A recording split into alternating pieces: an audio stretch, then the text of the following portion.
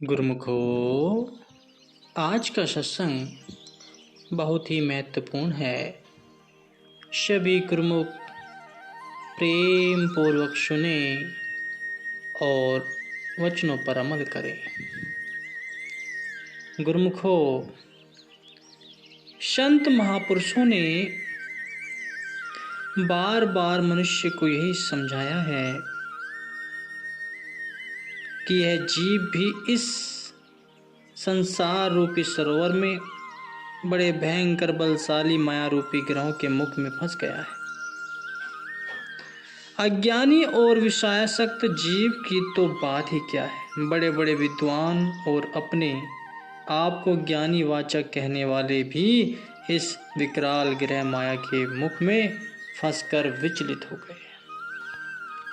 जब तक मनुष्य अपनी बुद्धि और चतुराई का बल लगाते हुए अर्थात अपनी मनमति अनुसार कई प्रकार के कर्मकांड आदि करते हुए इस माया से छूटने का उपाय करते रहते हैं, तब तक उनका इस माया ग्रह से छूट सकना अति कठिन अथवा असंभव होता है और जीव इसके चुंगल में फंसता रहता है। संतों के कथनानुसार इस माया से छूटने का केवल एक ही सरल व सुगम उपाय है कि जो इस बलशाली माया से बलवान समर्थ पुरुष भगवान रूप रूहानी संत सद्गुरु की शरण ग्रहण करे और उनसे इस माया ग्रह से छूटने के लिए प्रार्थना करे। जब वे सच्चे हृदय से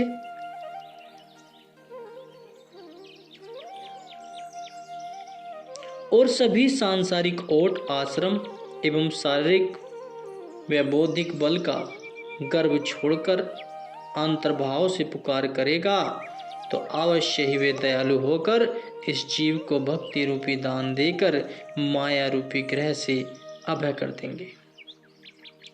श्री रामचरितमानस में कथन है कि भक्ति तात अनुपम सुख मूला, मिले ही जो संत होय अनुकूला। अर्थात संतों के मिलने पर ही इस अनुपम सुखों की मूल भक्ति अर्थात माया से मुक्ति दिलाने वाली भक्ति की प्राप्ति होती है। अतः वर्तमान समय में ही अपने हृदय की तथ्य पर अपनी भावनाओं और विचारों के चित्र में परिवर्तन करना है।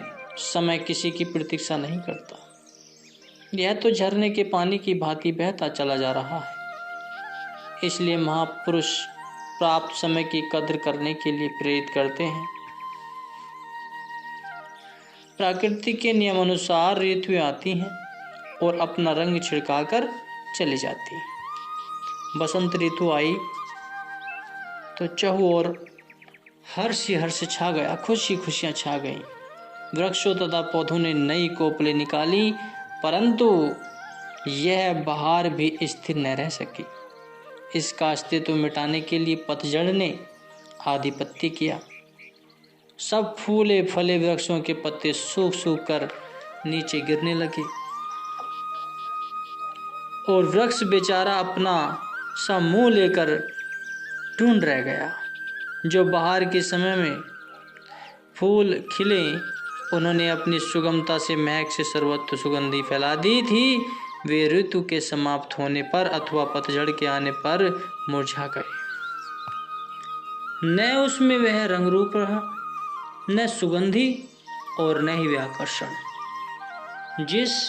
जिस प्रकार प्रकृति की प्रति एक रचना परिवर्तनशील है, उसी प्रकार मानव तन में भी प्रथम बाल्यावस्था, पुनः यौवन, फिर बुढ़ापे का आगमन हुआ।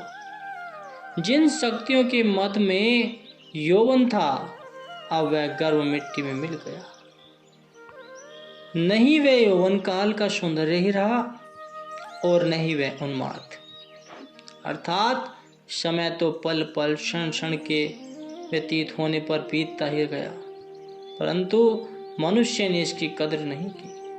जो एक बार समय बीत गया उसे तो किसी मूल्य पर भी लौटाना असंभव है। वह तो आएगा ही नहीं। जैसे गंगा की धारा जो बह गई वह लौटकर वापस नहीं आती।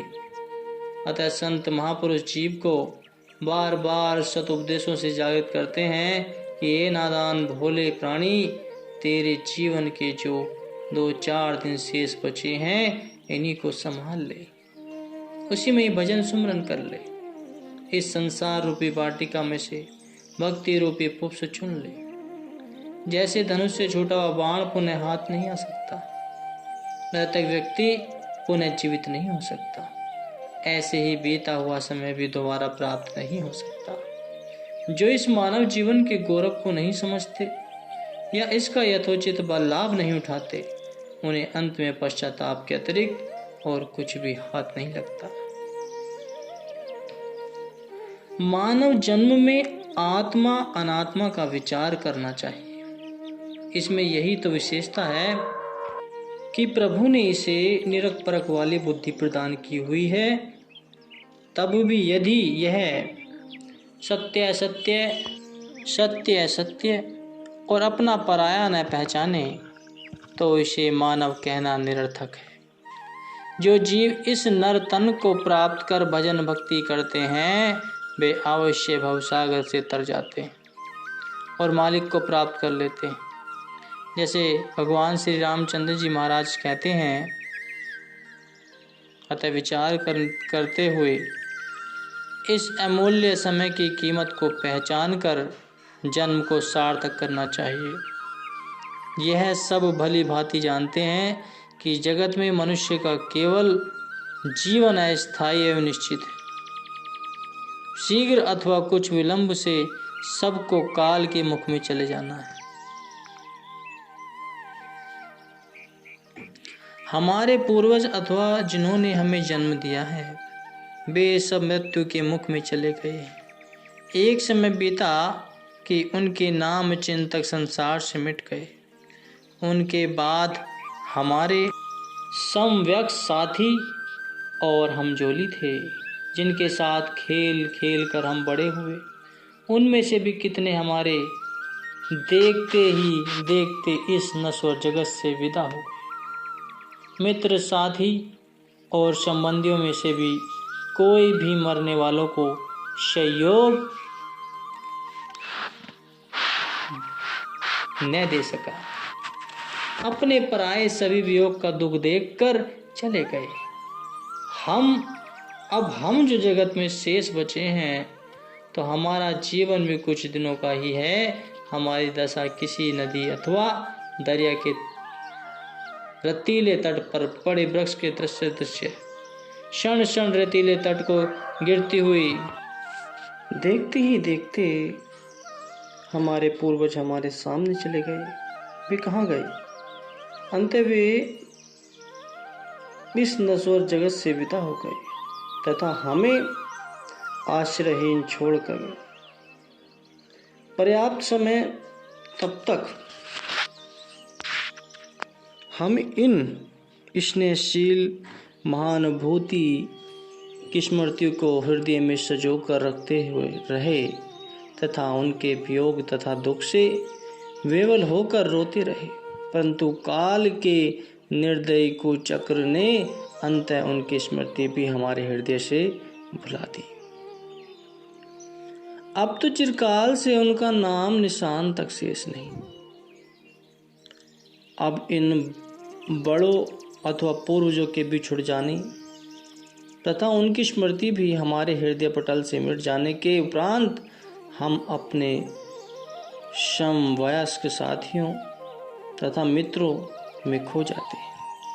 बाल्यकाल से ही जिनका साथ हमें प्राप्त रहा है, आरंभ से ही जिनके साथ खेल कूद कर हम बड़े होते हैं तथा जिनके साथ हमारा स्नेह संबंध स्थापित हो जाता है, मन को बहलाने के लिए कोई आधार तो चाहिए। बड़ों की स्मृति छवि चित्त से लुप्त हो गई तथा उनके साथ स्नेह संबंध समाप्त हुआ तो समवयस्कों साथियों आदि के प्रति अनुरति उत्पन्न हो गई। परंतु हम देखते हैं कि जैसे जैसे वे भी हमसे बिछड़ने लगते हैं, वे हमारा साथ छोड़ते जाते हैं। इसी प्रकार मित्र, साथी,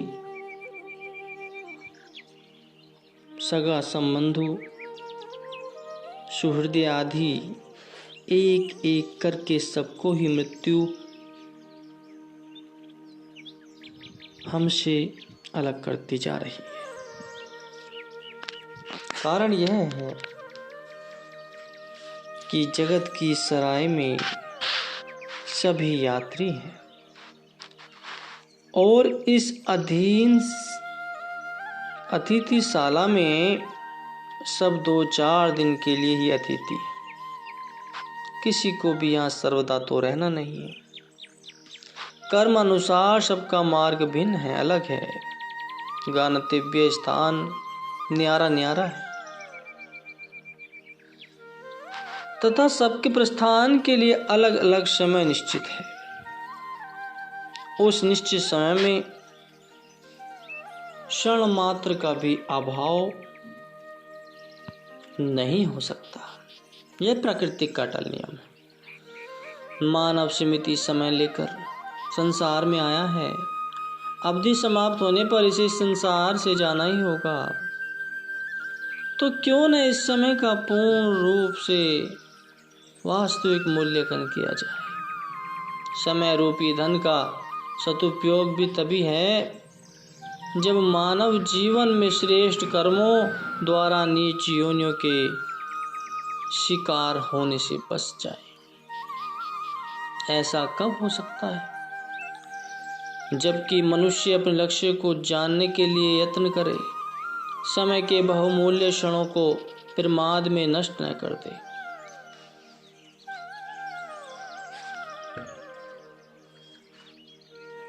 जिसने भी जीवन में परलोक का कार्य कर लिया, उसी ने ही जीवन का वास्तविक लाभ उठा लिया।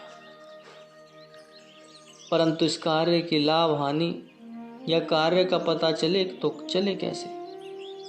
यह जानकारी तो संत महापुरुषों की संगति से ही प्राप्त होती है। संत महापुरुष अपनी वाणियों में बार बार चेतावनी देते हैं कि हे मानव, इस जीवन में प्राप्त किए हुए कितने ही सुख भोग अथवा ऐश्वर्य के सामान हाथों से निकल जाए, वे सब यत्न व पुरुषार्थ से पुनः प्राप्त हो सकते हैं। परंतु समय ही एक ऐसा अमूल्य धन है जो एक बार हाथों से चला जाए तो लाख यत्न करने अथवा करोड़ों की संपदा से भी एक क्षण को अलग नहीं किया जा सकता। इन क्षणों से ही जीवन बना है और जीवन के क्षण को भी व्यर्थ खोना मानो जीवन को खो देना। सत्पुरुष तुझे जिताते हैं कि ये जीव, यदि तेरी आधी से भी अधिक जिंदगी ऐसे ही खो गई तो उस पर केवल पश्चाताप करने की अपेक्षा वर्तमान के समय को, जो समय तेरे हाथ में है, जो तेरे पे बचा है, उससे लाभ उठा। ऐसा ना हो कि बीते समय का पश्चाताप करते रहने में बचा हुआ समय भी खर्च हो जाए। इससे सिद्ध होता है कि समय कितना मूल्यवान है, क्योंकि इस समय से इतनी मूल्यवान वस्तु प्राप्त हो सकती है कि जिसकी तुलना में तीनों लोकों की संपदा भी तुच्छ है। वह है केवल मालिक की भक्ति। यदि ये चीज इस समय में हासिल कर ली तो समझो कि जीव ने अपनी इस सांसों की पूंजी से बहुमूल्य निधि प्राप्त कर ली और इस समय का पूरा मूल्यांकन कर लिया। साथ ही इंसान जन्म जन्मांतरों के दुखों से छूटकर तथा मोक्ष पद को प्राप्त करके परम सुख व परम आनंद को प्राप्त कर लेता है। मनुष्य को विधाता ने दृढ़ संकल्प करने की शक्ति प्रदान की हुई है, जिसे भूला बैठा है। अविद्या का पर्दा बुद्धि पर छाया रहने से अपनी क्रिया शक्ति का उचित प्रयोग मनुष्य समझ नहीं सका। अन्यथा कौन सा ऐसा काम है जिसे मनुष्य नहीं कर सकता।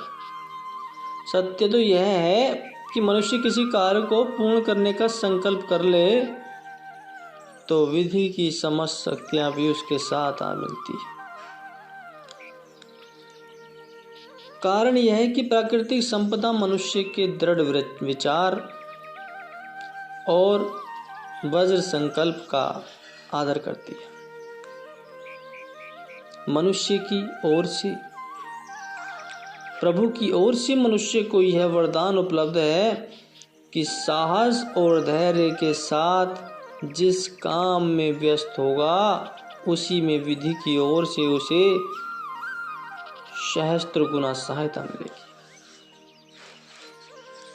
साधारण कोटि की सांसारिक प्रीति या लगन में सफलता प्राप्त करने के लिए भी यदि मानव दृढ़ता पूर्वक जुट जाता है तो उसमें भी उसे प्रकृति की तरफ से आश्चर्यजनक सहायता मिलती है। मनुष्य चाहे तो असंभव कार्य को भी संभव कर जाता है और प्रकृति की समस्त शक्तियों को भी अटल संकल्प के समक्ष घुटने टेक देने पड़ते। सारे उद्देश्य की सिद्धि हेतु यदि इस प्रकार प्रबल शक्ति उत्पन्न हो सकती है तो आत्मिक ध्येय की प्राप्ति के लिए वैसी अदम्य शक्ति क्यों न होगी। जिस कार्य में भी साहस, दृढ़ संकल्प एवं लगन के साथ लग जाएं, उसी को पूरा कर सकता है। यदि अपनी सुरती को जो बाह्य जगत में बिखरी हुई है सब ओर से समेटकर प्रभु प्रीति में जोड़ दे तो मालिक के दरबार में अपनी पहुंच कर सकता है। शर्त यह है कि संकल्प अचल और लगन सुदृढ़ हो। मनुष्य मनुष्य ही है। मनुष्य जन्म का इतना गौरव है कि देवता भी इसकी याचना करते हैं। शेष प्राणियों की तो विसाती क्या है। संकल्प बनाना मनुष्य का ही काम है। इसके संकल्प में दुर्दिव्यमान शक्ति रहती है जिससे चराचर जगत की एक बार चौंक उठता है। सतयुग में महाराजा हरिश्चंद्र जी को जिसे काशी के बाजारों में बिकवा दिया, शमशान में मुर्दों के जलवाने जैसा घृणित कार्य करा लिया, वह क्या था? एक वज्र संकल्प की मुझे अपने गुरुदेव की दक्षिणा चुकानी है। महातेजस्वी परशुराम ने जब संकल्प कर लिया कि मुझे सकल भूमंडल से हैह्य और ताल जांग वंशज क्षत्रिय का समूल नाश करना है, उस रणबांकुरे ने 21 बार समस्त पृथ्वी को खंगाल दिया और एक भी दुष्चरित्र क्षत्रिय को जीवित न रहने दिया। मानव संकल्प में देवता गर्जन करते हैं, दर्शाए उसे स्थान देते हैं, विषाए उसे स्थान देते हैं। 14 भुवन उसकी लहरों से थर्रा उठते। ये हिमाचल की चोटियां नीचे झुक जाती और सप्त महासागर उसके लिए छोटे जलाशय बन जाते।